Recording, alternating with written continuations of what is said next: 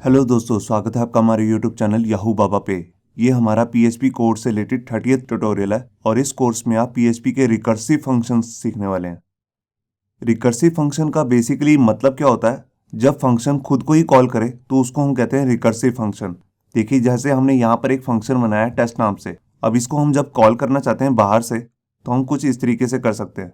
अब जब first time function हम बाहर से कॉल कर लेते हैं तो फंक्शन अंदर रन हो जाएगा और उसके अंदर जो भी स्टेटमेंट होगी वो रन हो जाएगी। और इस सब स्टेटमेंट के प्रिंट होने के बाद हम एक फंक्शन को कॉल करेंगे जो खुद का ही फंक्शन है। ये देखिए, यहाँ पर हमने क्या किया, हमने इसी फंक्शन को दोबारा से कॉल कर लिया खुद उसी फंक्शन के अंदर से। तो इसी को हम कहते हैं रिकर्सिव फंक्शन। तो आइए देखते हैं प्रैक्टिकली कि हम रिकर्सिव फंक्शन को पीएचपी के अंदर कैसे यूज कर सकते हैं। यहाँ देखिए, एडिटर के अंदर मैंने अपनी एक फाइल ओपन कर ली है functions.php और यही सेम फाइल मैंने अपने ब्राउज़र में भी ओपन कर ली है। उसके लिए मैंने सबसे पहले लिखा लोकल होस्ट, फिर फोल्डर का नाम और लास्ट पे हमारी function.php फाइल। अब यहाँ पर आकर सबसे पहले मैं एक फंक्शन बना लेता हूँ। यहाँ मैंने फंक्शन बना लिया और उसका नाम दे देता हूँ मैं डिस्प्ले। ये देखिए, इसके अंदर यहाँ पर मैं एज ए आर्गूमेंट एक वैल्यू भेजने वाला हूँ। तो उसके लिए यहाँ पर मैं एक पैरामीटर ले लेता हूँ, नंबर नाम से एक वेरिएबल बना लिया मैंने यहाँ पर। और ये मैं एक्चुअल में करना क्या चाहता हूँ, मैं यहाँ पर एक न्यूमेरिक वैल्यू भेजूंगा 5 से छोटी। और मैं चाहता हूँ जैसे मैंने यहाँ पर 1 भेजा यहाँ पर नंबर में, तो यहाँ पर 1 से 5 तक लेके वो सारी काउंटिंग को प्रिंट कर दे। अगर मैंने यहाँ पर भेजा 3 तो 3, 4, 5 तीनों को प्रिंट कर दे। तो मैं यहाँ पर एक इफ़ की कंडीशन बना लेता हूँ जिसमें मैं चेक करूंगा कि जो नंबर है अगर वो छोटा है 5 से। ये देखिए, if number is less than 5 तो इस कंडीशन के अंदर आ जाएगा। और यहाँ पर मैं नंबर को प्रिंट कर देता हूँ और यहाँ पर ब्रेक भी लगा देता हूँ। अब इसके बाद मैं यहाँ पर इसी फंक्शन को दोबारा से कॉल कर लेता हूँ जिससे ये बन जाएगा रिकर्सिव फंक्शन। तो देखिए, मैंने उसके लिए यहाँ पर दोबारा से डिस्प्ले फंक्शन जो है उसको लिखा और यहाँ पर इसे कॉल कर लिया। तो यहाँ पर मैं क्या करूँगा, जो भी नंबर आया है, जैसे यहाँ पर आया 1 तो यहाँ पर 1 आया और 1 प्रिंट हो गया। 1 को प्रिंट होने के बाद मैं चाहता हूँ अब वो 2 हो जाए। तो उसके लिए मैं यहाँ पर क्या करूँगा, नंबर को इंक्रीमेंट कर देता हूँ। तो यहाँ पर मैंने नंबर में +1 इंक्रीमेंट कर दिया। यहाँ मैं इंक्रीमेंट ऑपरेटर भी यूज़ कर सकता हूँ प्लस प्लस, तो अभी मैं सिर्फ 1 ही ले रहा हूँ। तो इस फंक्शन को जो मैं फर्स्ट टाइम रन करना चाहता हूँ तो उसको बाहर से कॉल करना पड़ेगा। तो देखिए, यहाँ पर मैं कॉल कर लेता हूँ उस फंक्शन को, डिस्प्ले नाम के फंक्शन को। और यहाँ पर स्टार्टिंग वैल्यू जैसे मैं दे देता हूँ 1। ये देखिए, मैंने फाइल को सेव किया और यहाँ पे मैं ब्राउज़र में आया और ये देखिए, जो ये हमारी काउंटिंग है ये 4 तक ही रन हुई है। तो मैं बेसिकली चाहता हूँ ये 5 तक रन हो। तो इसके लिए यहाँ पर मैं कंडीशन में =2 का साइन भी दे देता हूँ क्योंकि मैंने यहाँ पर लिखा था लेस देन 5, तभी वो 4 तक चली है। मैंने फाइल को दोबारा से सेव किया और ये देखिए, तो ये कैसे हुआ, ये रिकर्सिव फंक्शन से हुआ। ये सेम काम हम फॉर लूप वगैरह से भी कर सकते हैं, व्हाइल लूप से भी। मैंने जस्ट यहाँ पर आपको एक एग्जांपल दिखा रहा हूँ कि रिकर्सिव फंक्शन कैसे काम करता है। ये लूप की तरह ही काम करता है। फंक्शन अपने आप को खुद को ही कॉल करता रहेगा तब तक जब तक ये कंडीशन फॉल्स नहीं हो जाती जो हमने अंदर कंडीशन बनाई है।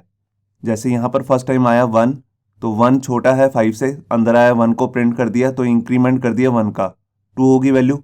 दोबारा से डिस्प्ले फंक्शन कॉल हुआ, यहाँ पे पास हुआ 2 छोटा है 5 से, अंदर आया और 2 को प्रिंट कर दिया। इस तरह ये तब तक चलता रहेगा जब तक इसकी वैल्यू 5 या 5 से ज़्यादा नहीं हो जाती। मैं इसके अंदर यहाँ पर आपको वैल्यू चेंज भी करके दिखाता हूँ। देखिए, जैसे मैंने यहाँ पर डाल दिया 2, अब इसकी स्टार्टिंग जो होगी वो 2 से होगी। ये देखिए 2, 3, 4, 5। अगर मैं यहाँ पर डाल देता हूँ सिर्फ 4 तो 2 ही डिजिट प्रिंट होंगे, 4 और 5। ये देखिए, अब इसके बाद मैं आपको रिकर्सिव फंक्शन को यूज़ करके एक दूसरा एग्जाम्पल भी दिखाता हूँ जिसे हम कहते हैं फैक्टोरियल नंबर। तो उस फैक्टोरियल नंबर को लिए मैं यहाँ पर एक फंक्शन बना लेता हूँ फैक्टोरियल और यहाँ पर भी कॉल कर लेता हूँ फैक्टोरियल। ये देखिए, मैं यहाँ पर पास कर दूंगा 5 और यहाँ पर वेरिएबल नंबर की जगह मैं ले लेता हूँ n, $n। अब अंदर का कुछ काम करने से पहले मैं आपको समझा देता हूँ फैक्टोरियल नंबर होता क्या है।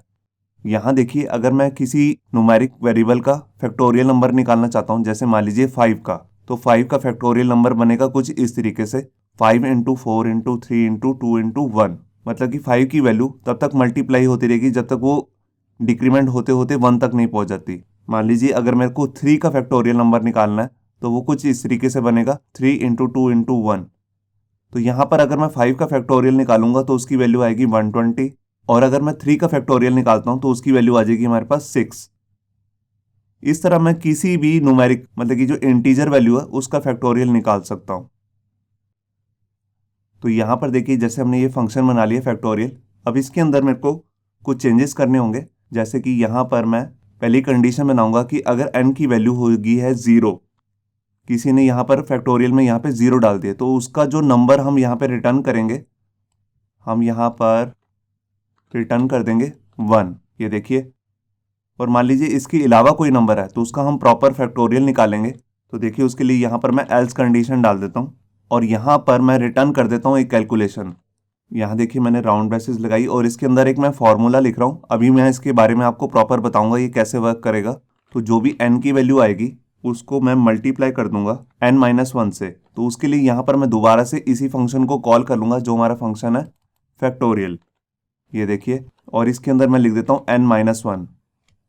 ये देखिए, अब यहाँ पर जो हम क्या कर रहे हैं, हम यहाँ पे इको नहीं कर रहे, यहाँ पे रिटर्न कर रहे हैं। तो जब हमारे पास यहाँ पे वैल्यू आएगी तो उसके लिए मैं यहाँ पर या तो कोई वेरिएबल ले लेता हूँ या इसको इको कर देता हूँ। तो यहाँ पर मैंने इको कर दिया, मैंने फाइल को सेव किया।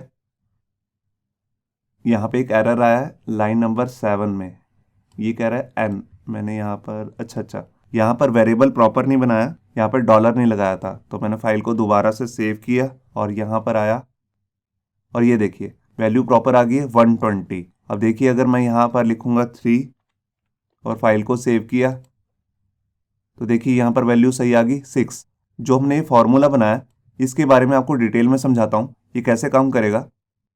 यहाँ पर देखिए ये f नाम का हमारा मान लीजिए फंक्शन है फैक्टोरियल का, इसमें हमने एक वैल्यू भेजी और जो भी वैल्यू आएगी, जैसे हमने यहाँ पर भेजा 5, तो 5 × 5 - 1 और ये फंक्शन अपने आप को दोबारा कॉल कर लेगा। तो ये वर्क कैसे करेगा, कुछ इस तरीके से।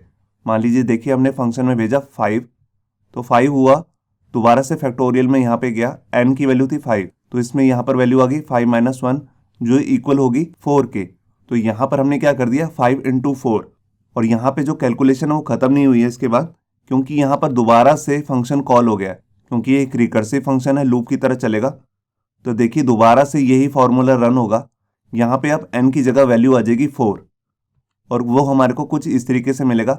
ये देखिए पुरानी जो कैलकुलेशन है वो है 5 × 4 और यहाँ पर नई वैल्यू आई है जो 4 की, 4 - 1।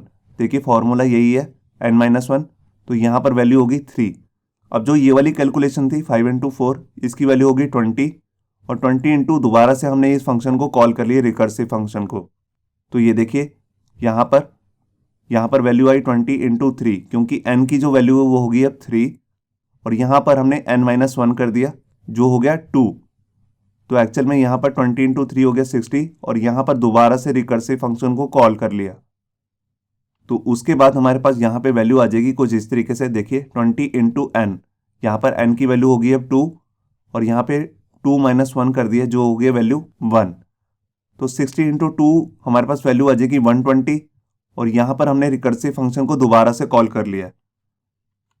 तो यहाँ पर वैल्यू गई 1 और यहाँ पे है हमने n-1 किया हुआ है, तो यहाँ पे 1 - 1 की वैल्यू हो जाएगी 0। और जैसा कि अभी हमने आपको प्रोग्राम में बताया था, जब वैल्यू 0 हो गई थी तो वहाँ पे हमने सेट कर दी थी वैल्यू 1। तो उसका आंसर कुछ इस तरीके से आ जाएगा 120, f0 की वैल्यू हो जाएगी 1। तो यहाँ पे हमारे को वैल्यू मिल गई 120। तो इस तरीके से ये रिकर्सिव फंक्शन कॉल करता है। ये सेम फंक्शन हम लूप्स में भी बना सकते हैं, फॉर लूप, व्हाइल लूप में, मगर अभी हम जो ये एग्जांपल देख रहे हैं वो देख रहे हैं रिकर्सिव फंक्शन का, कि फंक्शन खुद को ही कॉल कर रहा है। तो यहाँ पर देखिए एडिटर में वापस आ गए हम और यहाँ पर यही फंक्शन आपको समझ में आ गया होगा कि लास्ट तक चलेगा जब तक n0 की वैल्यू 0 नहीं हो जाती। तो यहाँ पर देखिए हम वापस आ चुके हैं अपने एडिटर में और यहाँ पर मैंने यही फंक्शन ओपन किया हुआ, देखिए फैक्टोरियल वाला, और ये फंक्शन हमारा तब तक लूप में चलता रहेगा जब तक n की वैल्यू 0 नहीं आ जाती और जब 0 आएगी तो ये रिटर्न कर देगा 1। इस तरह के जो फंक्शंस होते हैं बेसिकली थोड़े कॉम्प्लिकेटेड हो जाते हैं, क्योंकि ये फंक्शन खुद को ही कॉल कर रहे होते हैं एज ए लूप। तो बेसिकली हम रियल लाइफ में इस तरह के कोई भी फंक्शन बनाते नहीं है, क्योंकि अगर हमें ऐसा कुछ काम करना भी होता है तो हम वो फॉर लूप में और व्हाइल लूप में आसानी से कर सकते हैं। इससे नेक्स्ट वीडियो में हम सीखने वाले हैं वेरिएबल स्कोप, तो उस वीडियो को देखना मत भूलिए। होप सो आपको ये हमारा वीडियो ट्यूटोरियल अच्छा लगा होगा। अगर अच्छा लगा है तो वीडियो को प्लीज़ लाइक करना मत भूलिए। अगर आप ऐसे ही रेगुलर अपडेट चाहते हैं तो हमारे चैनल याहू बाबा को सब्सक्राइब करना मत भूलिए। Thank you.